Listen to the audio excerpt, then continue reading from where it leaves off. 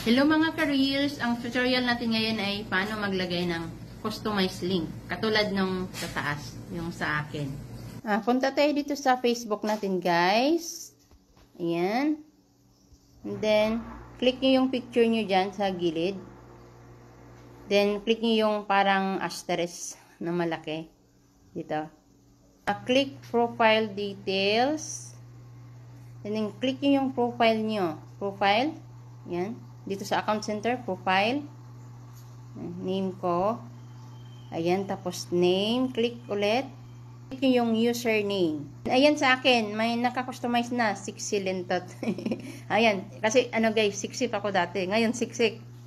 Ayan, pili lang kayo yung kung anong gusto nyong i-customize. Tapos, makikita dyan kung available o hindi. Kung hindi available, magiging red yan. Pag available, green check. Ayan, tapos done.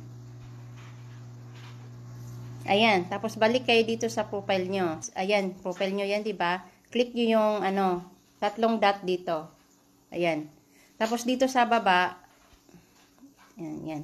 Dito sa pinakababa, ayan, www.facebook/sixilintot.or kung anong gusto nyo. Ayan guys, salamat sa tambay sa aking tutorial. Bye-bye!